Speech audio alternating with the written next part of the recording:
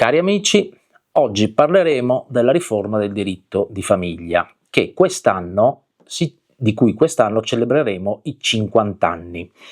Ma cosa c'è di importante nella riforma del diritto di famiglia e perché a distanza di così tanti decenni ancora se ne parla? Beh, evidentemente è perché quella riforma è stato un cambio di paradigma. Ma su cosa ha profondamente inciso questa novella legislativa? Bene, se noi partiamo con la lettura della Costituzione all'articolo 29, innanzitutto notiamo cosa? Testualmente recita l'articolo: la Repubblica riconosce i diritti della famiglia come società naturale fondata sul matrimonio. Secondo comma, il matrimonio è ordinato sull'uguaglianza morale e giuridica dei coniugi, con i limiti stabiliti dalla legge a garanzia dell'unità familiare. Ecco, in queste poche righe c'è un condensato di novità straordinarie. Però attenzione, la riforma del 75 interviene ed è il compimento di questo precetto costituzionale. Però la Costituzione, come ben sappiamo, è il frutto di un lavoro molto lungo negli anni che vanno dal 46 al 48, l'anno della sua promulgazione. Il Codice Civile è del 1942, quindi è vero che ci sono pochi anni, però è anche vero che in quei pochi anni c'è stata la cesura della Seconda Guerra Mondiale, la chiusura dell'esperienza del ventennio e l'avvento della Costituzione repubblicana, che quindi ha di fatto sovvertito quelli che erano le idee di fondo dello Stato, ma anche della famiglia stessa. E infatti il Codice Civile del 42, peraltro, che ordinava tutto quello che riguardava la famiglia, vista famiglia come famiglia istituzione, cede il passo nel 48 alla Costituzione, alla società naturale fondata sul matrimonio, e riconosce l'uguaglianza morale e giuridica dei coniugi.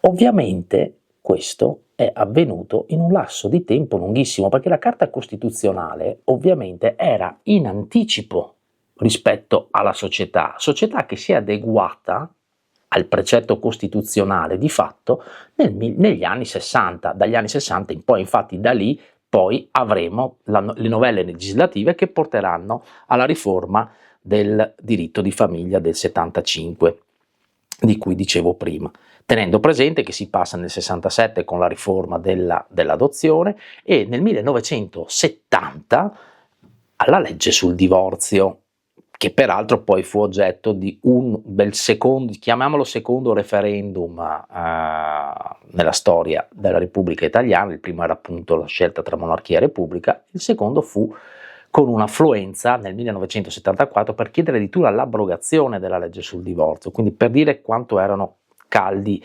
questi temi. Ebbene, come ho letto, nel codice, nella Costituzione, la famiglia veniva vista come solo legittimata e riconosciuta quella all'interno del matrimonio. Invece, con la riforma del 75, che ovviamente ancora legittimava come unità familiare riconosciuta quella matrimoniale, aprirà poi negli anni la possibilità a riconoscere famiglie di stampo diverso, quelle che poi vedremo sancite con la legge 76 del 2016, le convivenze e le unioni civili. Il salto grosso, ovviamente, è nel riconoscere l'uguaglianza morale e giuridica dei coniugi. Perché se andiamo a memoria, cosa c'era prima?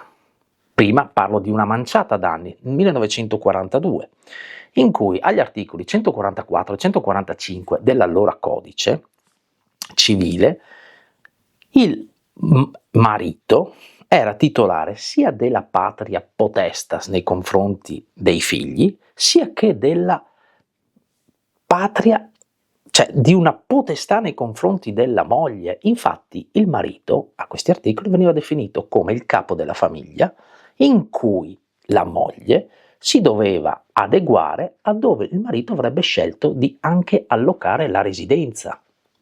Quindi c'era un rapporto di soggezione.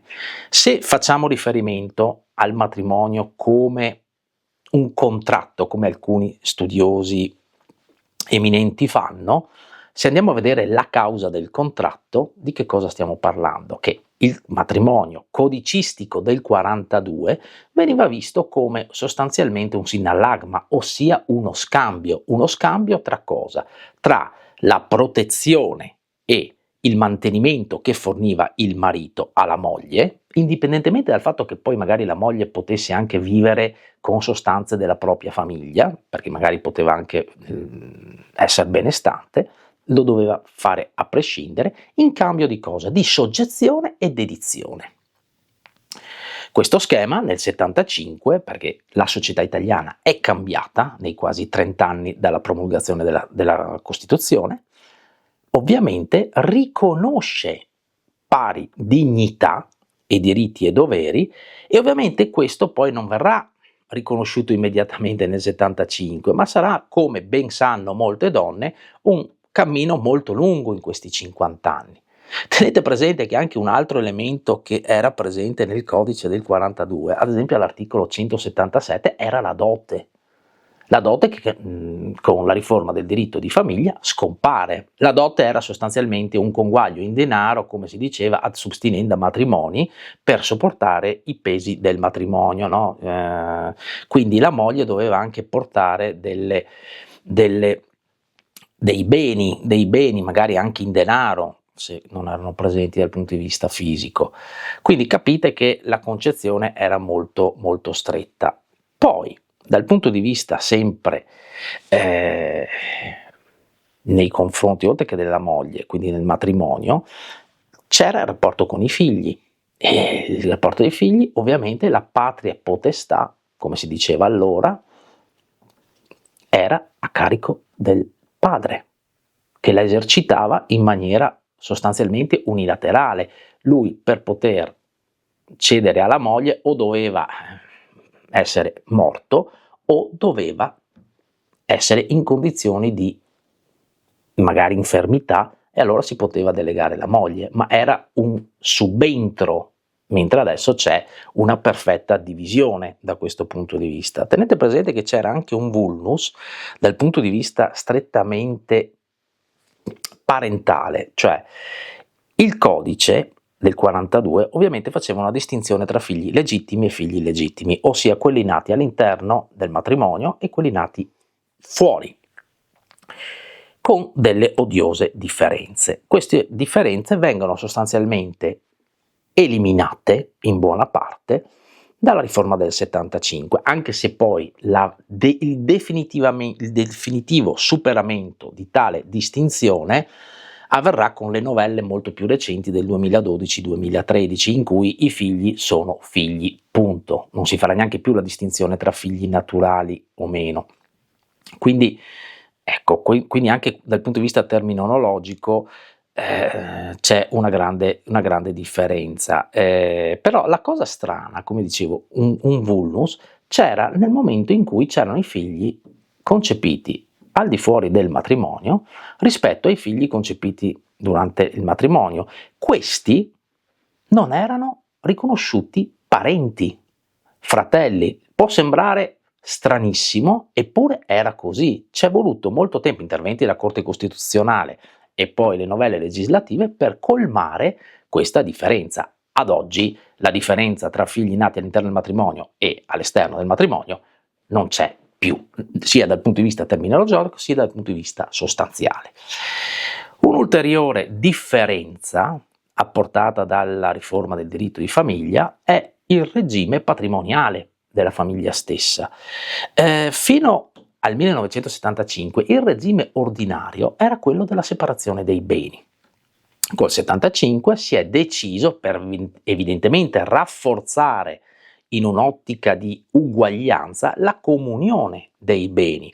Però se dovessimo fare una riflessione in base a quanto visto e quanto ci dicono le statistiche, in questi 50 anni l'istituto della comunione legale dei beni non ha avuto molta fortuna, perché attualmente lo scelgono meno del 30%, quindi probabilmente è un istituto che non è sentito e non appartiene alla nostra tradizione giuridica, no? Quindi eravamo ancora fermi alla tradizione giuridica prima napoleonica e poi ovviamente la grande tradizione del diritto romano.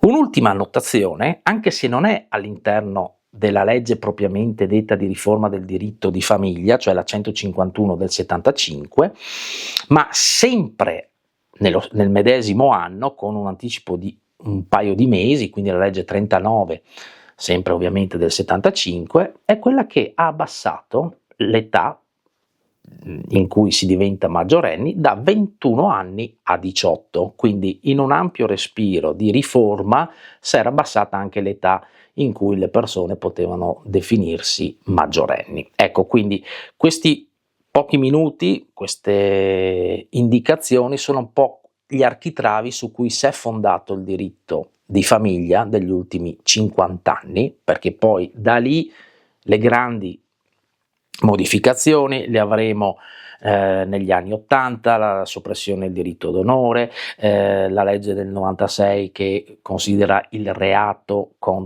lo stupro, cioè il reato più violento nei confronti di una donna, verrà considerato violenza nei confronti della persona e non più solo un delitto nei confronti della famiglia. L'affido condiviso, la legge sulla procreazione assistita, quindi la legge sulle unioni civili, quindi vedete, e cito solo le più importanti, la legge sulla riforma dell'adozione, quindi vedete che dal 75 ad oggi quella legge è stata praticamente il primo adeguamento e scardinamento del vecchio ordine codicistico del 1942.